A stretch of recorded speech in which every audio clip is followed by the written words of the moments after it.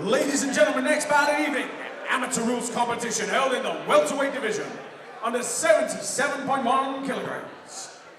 First fighter making his way to the cage and into the red corner, Ronnie Pringle!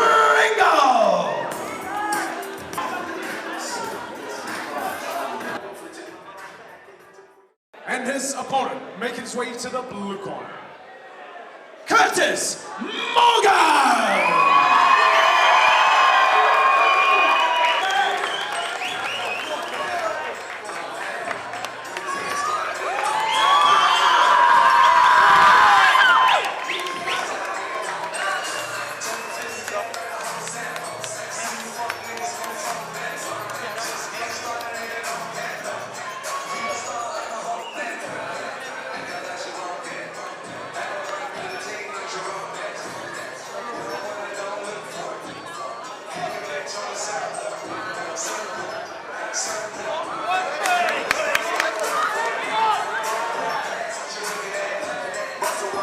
Ladies and gentlemen, official introductions for this welterweight bout. First, a fighter standing in the red corner. This fighter is 26 years of age. He stands 5 feet 10 inches tall, weighing at 75.7 kilograms. His record of 1 win, no loss, no draws. Fighting out of Glasgow, Ronnie Pringle!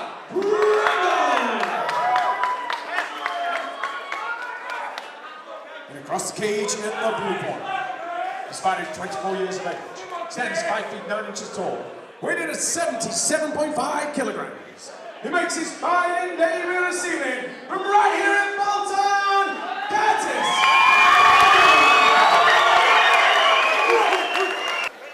Flying through people at Cage Warriors, so that's in Curtis's corner.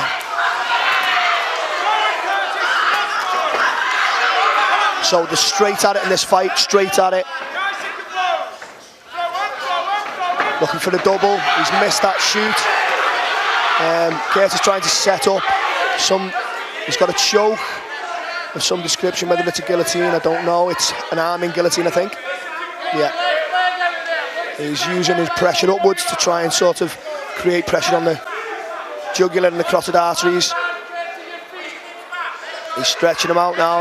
It's a very tight position to be in.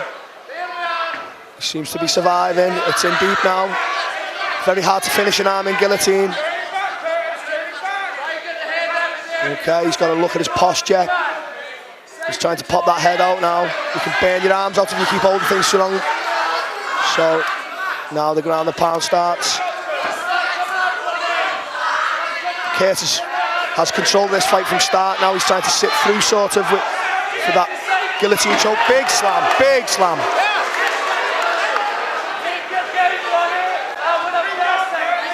Pringle on top now, looking to work that side, well, half guard.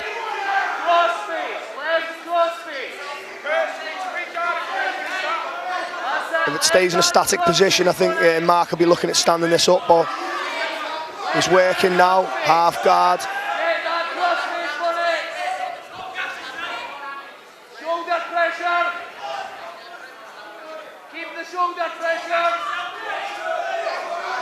Okay, the Dinky Ninja's man on top now. As I said, these two guys from very prestigious camps.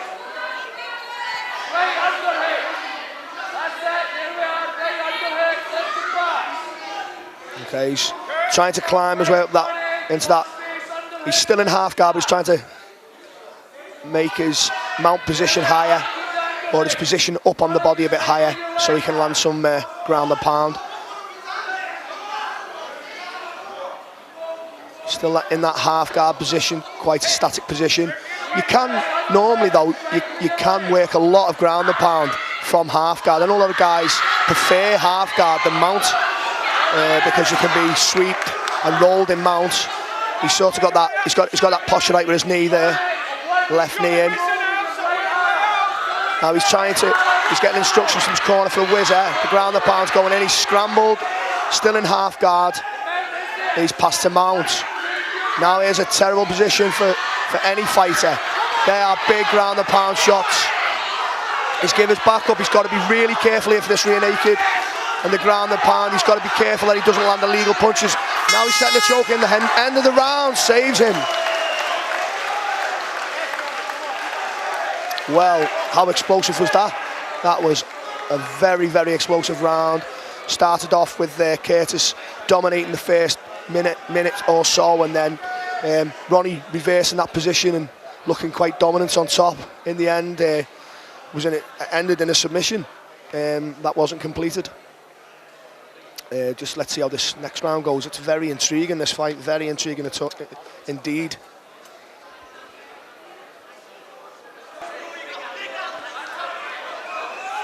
Let's see how this round goes.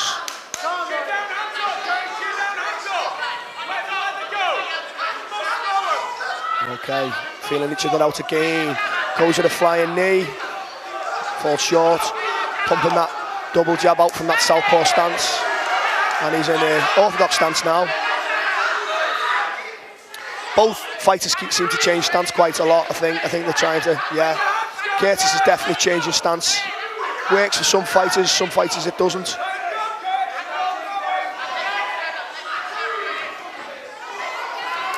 That's a nice body kick.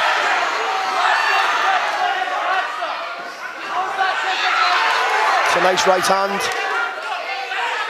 Bolo shot, big overhand right. Punches going in now. This is heavy leather. These two are very powerful guys.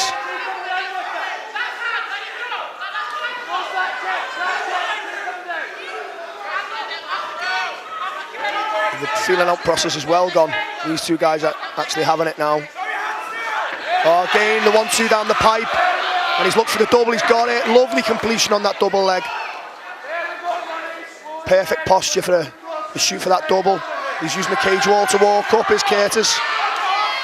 And a bit of ground and pound, which is always a clever idea to take people's thought patterns away. It's amazing how many people's game plans change when they get punched in the face.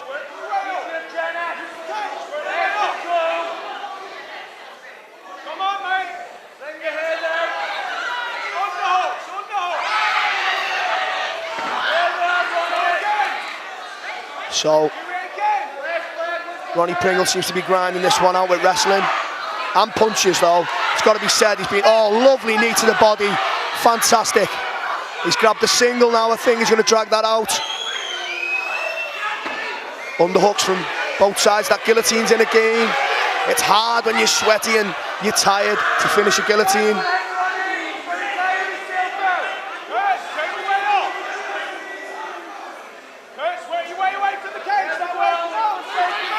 Yeah, he's getting instruction from Aaron, who's took a break from the mic for this fight, who's obviously part of the Coliseum coaching staff for many a year. It seems to be stagnant in this position now, just like pressure is holding Curtis down. Ronnie is just on top. I think, Mark will be looking at a stand-up very, very soon in this position. So he's just going to be looking at, it's still a stagnant position, not a lot happening. They need to start looking for some scrambles. Okay, yeah, nice, okay, so Curtis is looking for that choke again, head and arm. Guillotine rather. That's the end of that round. Another enthralling round of MMA. For me personally, I think just with the top control, you'd have to be saying that Curtis has got to be looking for the finish in this last round. I think Ronnie's won, for me personally, I think Ronnie's won both rounds. Close rounds, not much in it, but I definitely think that Pringle's definitely 2 rounds up, and I think that's what his corner team should be telling him. Sometimes it's hard when you're in the corner, you think, oh, tell him he's 2 rounds up, but sometimes I tell my fighters they're 2 rounds down. It's just one of those.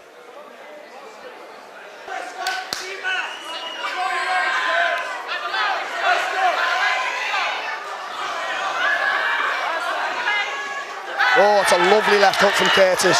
Well timed. He's coming under his punches now. He's hurt. Ronnie's hurt. Setting that guillotine up now. It's arm in again, I think.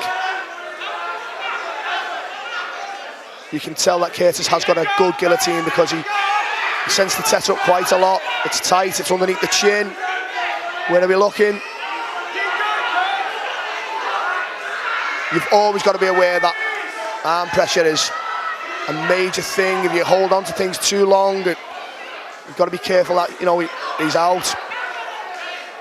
Again, you know, sometimes when you go for a guillotine, you've got to jump guard. I mean, personally, I come from a kickboxing background. I think I prefer the stand-up, but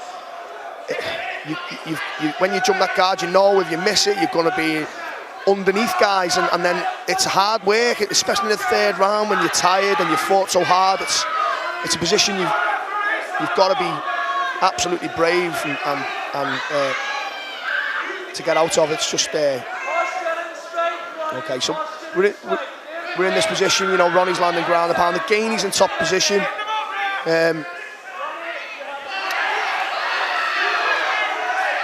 Curtis has got to be looking for a sweep or a scramble or using the cage wall from that position.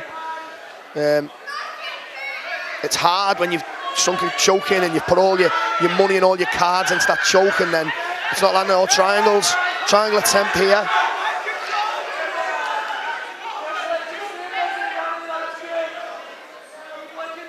Again, this posture, the referee does the right thing for me and stands this fight up.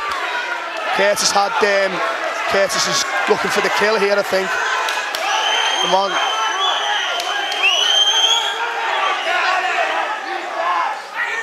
Both guys looking tired.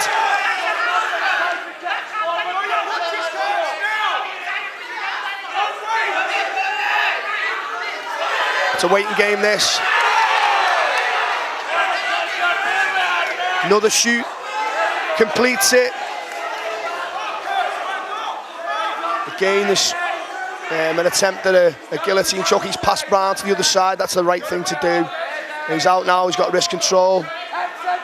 He's using his head to control Curtis's posture, which is what every good mixed martial arts gym teaches. Again, this is the last part of this round. Time. For me, I would have to say, you know, Ronnie's won that fight. Ladies and gentlemen, the 3 hard rounds have got to the judges' scorecards. The judges see this as a split draw.